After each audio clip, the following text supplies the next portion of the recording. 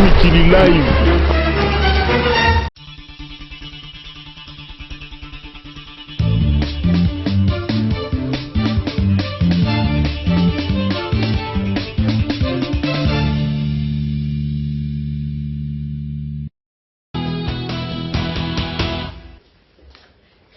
C'est ce lundi 24 juin que les élèves finalistes du cycle des secondaires ont débuté sur toute l'étendue du territoire national les épreuves des examens d'État édition 2012-2013. Plaçant l'éducation parmi les priorités de l'action gouvernementale, le Premier ministre Augustin Matata Ponyo, accompagné du ministre de l'EPSP Makier Mwangou ainsi que de la ministre provinciale de l'Éducation Thérèse Olenga, s'est rendu au collège Prince de la Paix, situé dans la commune de Mongafula, pour se rendre compte du bon déroulement de ces épreuves. Sur place, les premiers ministres ont encouragé ces élèves finalistes à prendre les études au sérieux, à faire un meilleur score, tout en réaffirmant l'engagement du gouvernement à améliorer les conditions dans les secteurs de l'éducation. Les examens se déroulent dans des conditions tout à fait acceptables. Les élèves eux-mêmes nous l'ont dit. Mais nous sommes surtout venus pour encourager les enfants à bien passer ces examens dans des conditions de sérénité, mais aussi leur communiquer le message du chef de l'État, le président de la République, qui nous a demandé d'encourager les enfants et surtout de leur rappeler que l'éducation fait partie de ses priorités. Et nous avons d'ailleurs transmis le message du chef de l'État qui a donné les instructions au gouvernement de mettre à la disposition du secteur de l'éducation 100 millions de dollars américains depuis 1960 pour une réhabilitation rapide de 1000 établissements scolaires. Et donc là, je crois que les élèves ainsi que les enseignants et d'autres responsables du secteur éducatif sont très encouragés. Et nous leur avons demandé de faire un score de réussite beaucoup plus élevé que celui de l'année passée. Durant 4 jours, les élèves finalistes du secondaire vont affronter différentes matières. À chacun de bien s'y prendre pour décrocher son diplôme d'État.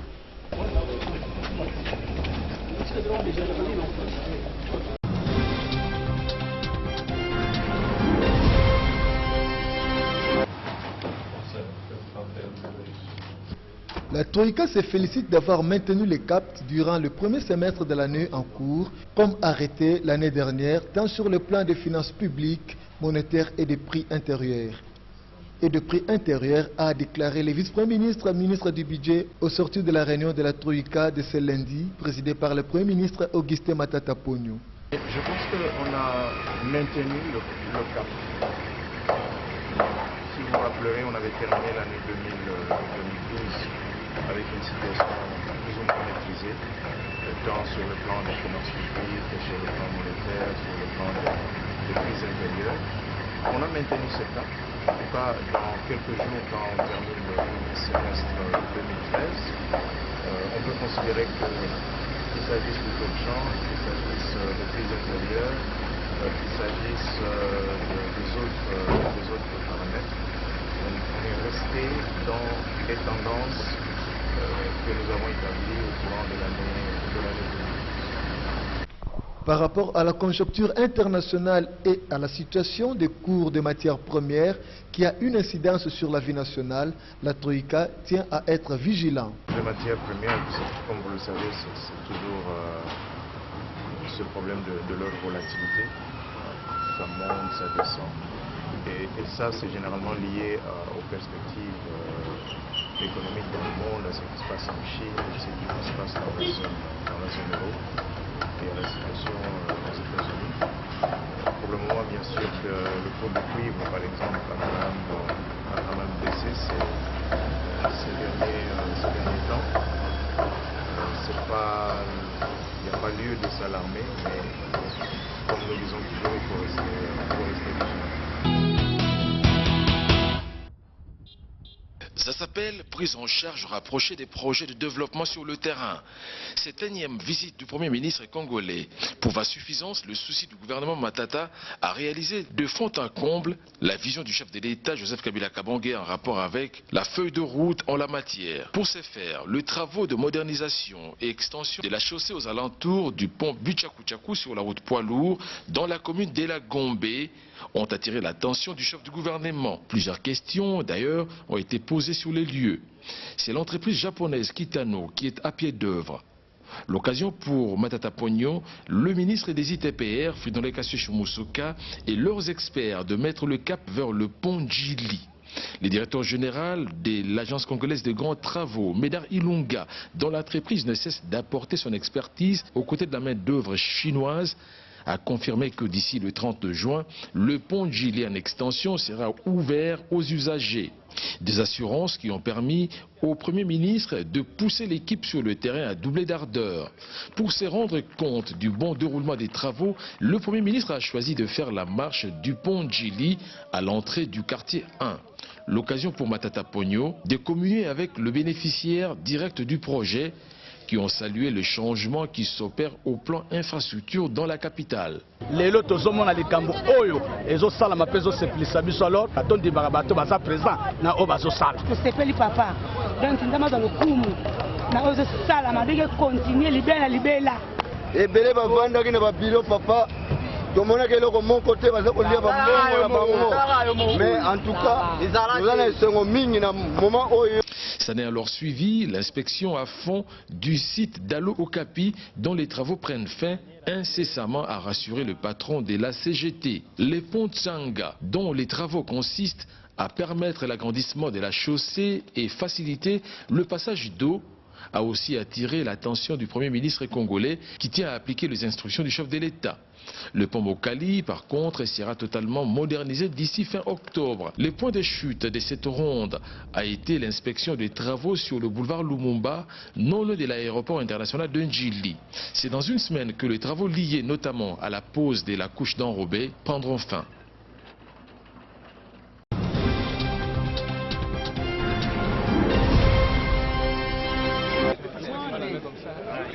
Faire de l'enseignement supérieur et universitaire un pôle d'excellence, d'intelligence et de la recherche scientifique tourné vers la réalisation concrète du développement social, tel est l'objectif de la 4e édition de l'Expo ESU, ouverte ce mardi par le ministre de l'Enseignement supérieur et universitaire Tshelo Lotshima.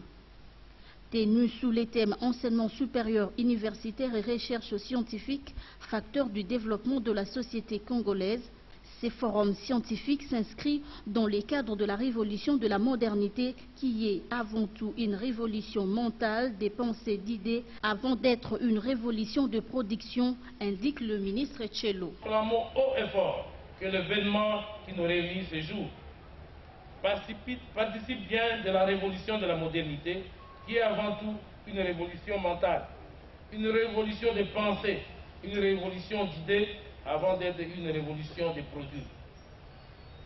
Cette 4e édition de l'Expo a pour thème enseignement supérieur, universitaire et recherche scientifique, facteur du développement de la société congolaise.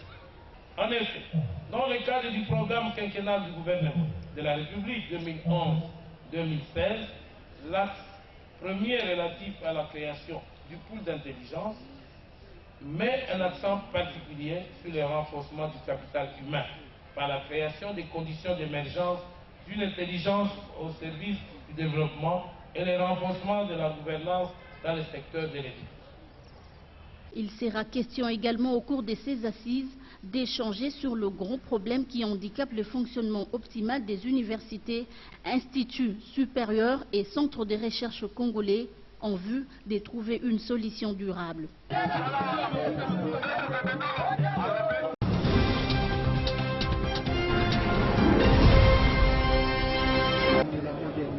Mettre à la disposition du public les fruits des recherches réalisées par différentes institutions universitaires congolaises afin d'amener ces derniers à comprendre le rôle que les secteurs de l'enseignement supérieur et universitaire jouent dans le développement du pays. Tel est l'un des objectifs poursuivis par l'Expo ESU 2013. Pour quelle raison? D'abord, vous savez très bien que notre population produit beaucoup de denrées alimentaires.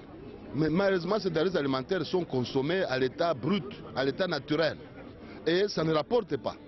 Et nous avons pensé, nous, comme ISDR Grand Lac, qui encadre la population rurale, qu'il faudrait nécessairement qu'on puisse voir comment valoriser le travail, n'est-ce pas, de la population rurale.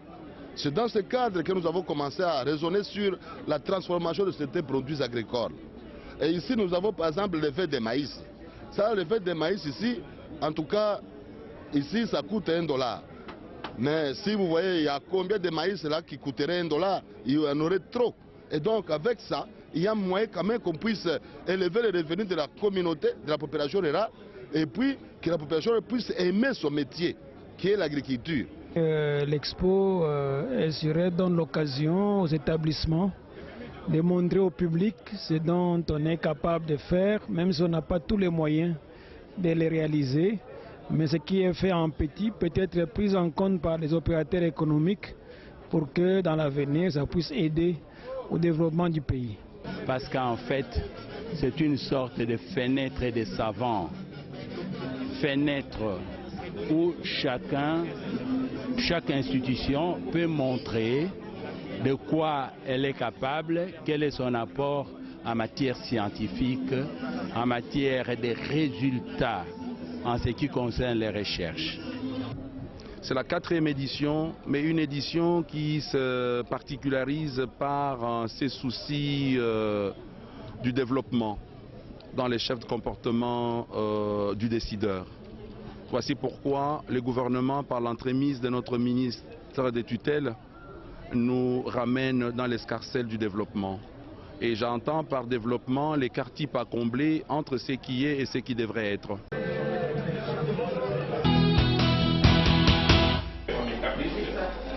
Les femmes entrepreneurs ont été sensibilisées ce mercredi sur le guichet unique de création d'entreprises. L'objectif poursuivi, c'est la vulgarisation de cette structure créée par décret numéro 12/045 du 1er novembre 2012 et devenue opérationnelle depuis le 25 avril 2013. Ce dernier est un centre unique d'accomplissement rapide des formalités essentielles de création d'entreprises de personnes morales et physiques. Étant un nouveau service de l'État, le guichet unique nécessite une sensibilisation pour son appréhension auprès de la population, d'où cette rencontre d'information à l'intention de femmes entrepreneurs qui représentent une grande potentialité, a signalé le directeur général de cette structure. L'objet de la rencontre de ce jour, c'est, comme il s'agit là, le guichet unique de création d'entreprise est une nouvelle structure, un nouveau service de l'État, et qui n'est pas encore à la connaissance de tout le monde. Nous avons pensé, dans le cadre de la sensibilisation et de l'information, organiser cette rencontre, mais cette fois-là, nous avons ciblé les femmes entrepreneurs. Nous savons très bien que les femmes entrepreneurs représentent un potentiel économique important et que la plupart d'entre elles évoluent également dans le secteur informel. Pourquoi elles évoluent dans le secteur informel? C'est tout simplement, notamment à cause des tracasseries pour venir dans le secteur formel. Signalons à cette rencontre la présence de l'élu de la FUNA, l'honorable député national Henriette Ouamou Atamina, qui n'a pas manqué d'accompagner les femmes entrepreneurs à cette journée. C'est par une visite guidée pour les officiels et partenaires au développement que cette journée a été clôturée.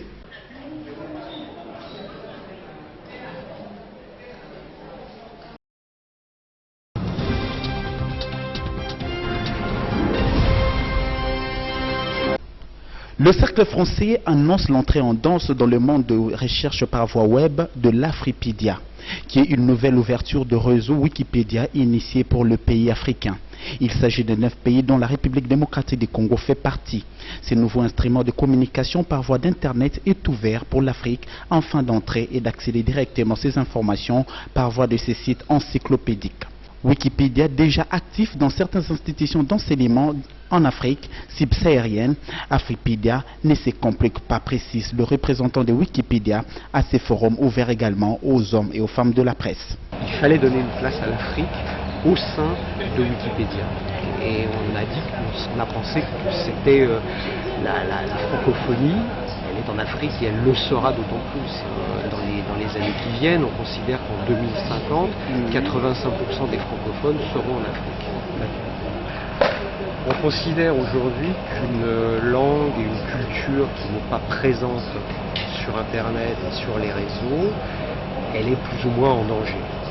Chaque pays cherche à être le plus présent possible sur ces réseaux, à donner une image au monde qui soit la plus fournie, la plus riche, la plus, en termes de qualité, qui soit la plus forte. Et on s'est dit que c'était une chance pour l'Afrique, la RDC, bien sûr ici, puisqu'on parle de la RDC, de pouvoir rendre présente sa culture, son histoire, etc., à travers l'encyclopédie Wikipédia. Et c'est à la grande satisfaction de l'assistance qu'il s'est suivi des explications sur le mode de fonctionnement de ce nouveau mode de communication pour l'Afrique en République démocratique du Congo.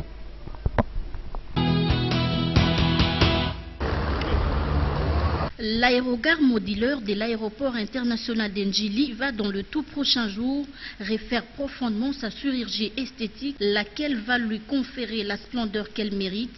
C'est dans le cadre de la révolution de la modernité prônée par le président de la République. Les travaux de construction de ces nouvelles aérogares ont été lancés ce jeudi par le Premier ministre Augustin Matata Ponyo.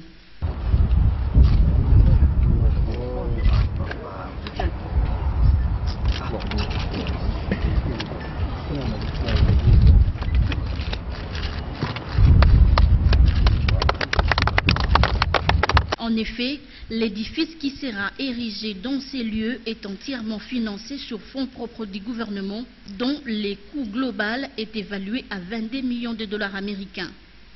Ces travaux seront exécutés par la société française Alpha Airport. Pour le ministre de Transport, la construction de cet aérogare modulaire vient résoudre les déficiences constatées pendant plusieurs décennies à l'aéroport international de Ndjili. Qui nous réunit ces jours, à savoir le lancement des travaux de construction d'un terminal temporaire à l'aéroport international de Ndjili, est un témoignage éloquent de la mise en œuvre effective de la révolution de la modernité. Avec la construction de cet édifice, prendre son avion à l'aéroport international d'Ndjili ou atterrir va cesser d'être un exercice périlleux. Il faut suivre les travaux. Hein? Oui. Merci.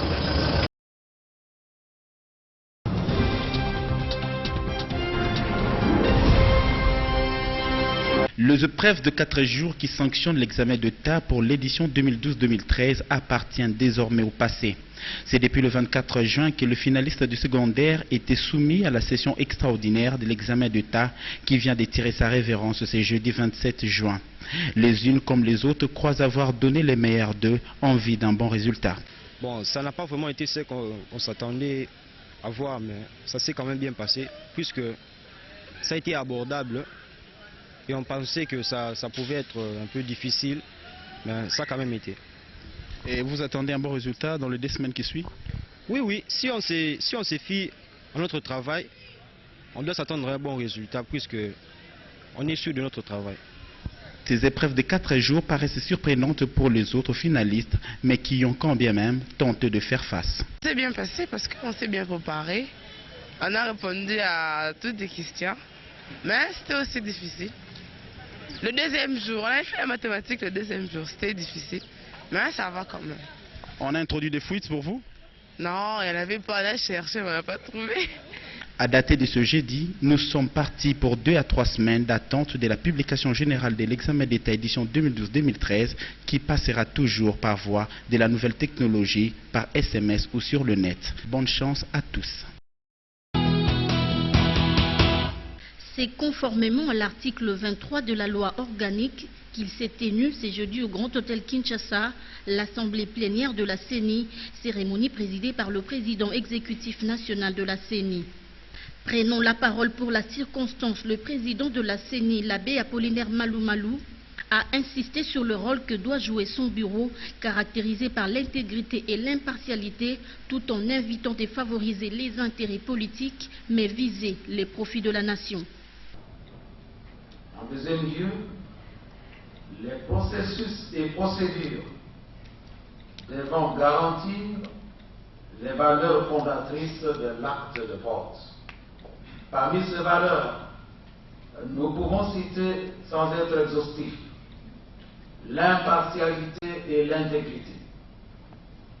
Cette capacité d'agir d'une manière impartiale, en évitant de favoriser des intérêts politiques ou la corruption et en veillant à ce que les infractions à la législation, aux règles et au code des comités électoraux soient sanctionnées. L'impartialité va de pair avec l'intégrité, cette capacité d'être juste. L'acquisition des kits électoraux de qualité, c'est l'un des défis logistiques que Malou Malou et son équipe comptent relever.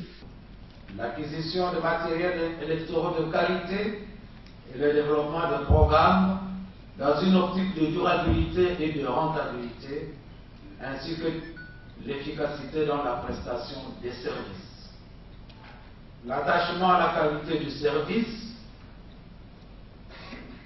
un service de qualité, en particulier aux électeurs et aux candidats.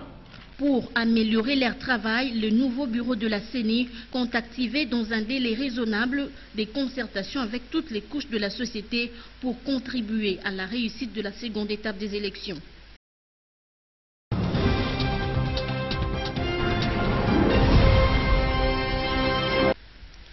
L'ancien président du bureau de la CENI, le pasteur Daniel Ngoï Mulunda Nianga, vient de céder son fauteuil au nouveau président de la CENI, l'abbé Apollinaire Malou Malou. Celui-ci vient de prendre ainsi les bâtons des commandements pour parachever les cycles électoraux en cours, débutés le 28 novembre 2011 par des élections couplées présidentielles et législatives nationales organisées sous la présidence de Daniel Ngoï Mulunda Nianga. Au cours de la remise et reprise tenue ce jeudi dans la soirée au siège de cette institution d'appui à la démocratie, le président entrant a reconnu les progrès réalisés par son prédécesseur dans le processus électoral malgré les conditions difficiles. Le nouveau bureau de la CENI a un défi énorme à relever, à savoir organiser des élections provinciales, municipales et locales pour doter les pays des institutions de base.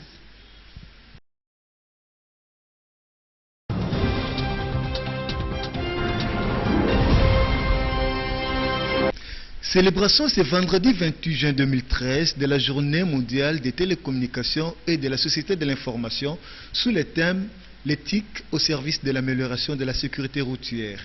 Journée à laquelle a pris part des opérateurs des télécommunications et plusieurs ingénieurs congolais. Le ministre des PTT et Nouvelles Technologies, Kinké Mulumba, a à cette occasion attiré l'attention de l'assistance sur la bonne utilisation de nouvelles technologies de l'information et de la communication. En effet, le monde actuel évolue au rythme de NTIC, ce qui est une technologie à capitaliser, mais cependant un danger permanent pour la population de la connectivité. J'ai compris que les nouvelles technologies de l'information et de la communication font partie intégrante, aujourd'hui plus que jamais, dans la vie de tous les jours.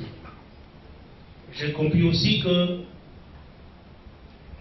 ces nouvelles technologies de l'information et de la communication sont tellement importantes, mais qu'elles constituent un danger pour nous-mêmes, pour les autres. Alors, tout cela sans doute a inspiré l'Union internationale des télécommunications pour nous dire attention. Les nouvelles technologies de l'information et de la communication sont une excellente chose, mais elles sont un autre pendant. Il faut faire attention. Différents exposés ont émaillé la journée, notamment celui de l'ADG du Renatelsat qui a porté sur l'apport du satellite dans la sécurité routière. À cet effet, l'assistance a été appelée à beaucoup de précautions au volant pour éviter toute distraction censée causer des accidents. Cette journée était également l'occasion pour les opérateurs de télécom à faire connaître au public leurs réalisations, chacun dans son domaine.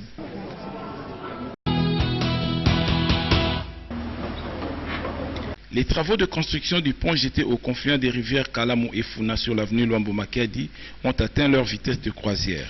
C'est un monstre en béton armé qui pousse des terres enjambant cette rivière. L'ouvrage est financé par le gouvernement provincial de Kinshasa et les travaux exécutés en régie par l'Office des voiries et drainage. Plus solide, plus haut et plus long que l'ancien, ce pont vient mettre un terme au cauchemar des riverains qui le redoutaient chaque fois que Kalamu sortait de son lit. Construit en béton armé, surélevé de 3,3 mètres par rapport au niveau de l'ancien pont, cet ouvrage d'art de 23 mètres de portée présente toutes les caractéristiques d'un équipement solide et efficace. La ville n'a pas fait d'économie de ses moyens pour réaliser cet ouvrage hydraulique.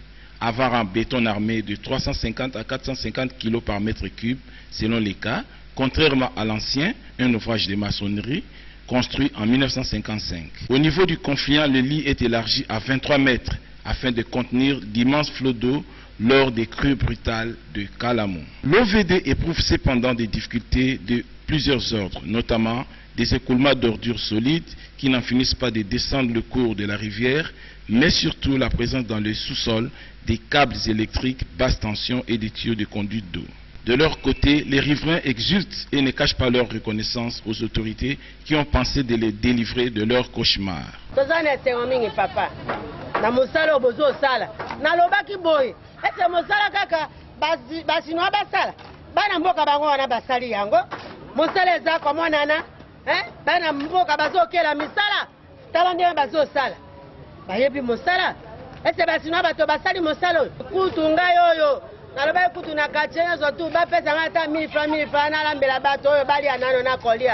Nous avons beaucoup perdu, beaucoup. Nous avons des maisons qui sont tombées. Nous avons le bien de nos locataires qui étaient sortis qu'on devrait payer. Plus de 10 ans. Alors maintenant nous remercions Dieu, depuis qu'ils ont commencé leur travail et ça avance très bien. Si on détruit l'ancien pont, il n'y aura plus de danger. Obstruction aux écoulements de tous les débits tant liquides que solides, inondations avec mort d'hommes, dégâts matériels catastrophiques, maladies hydriques, difficultés de trafic, pollution, tout ceci ne sera plus qu'un mauvais souvenir au mois d'août lorsque le maître d'œuvre, l'OVD, livrera l'équipement contrôlé par le Bureau technique de contrôle BTC au maître d'ouvrage, la ville de Kinshasa.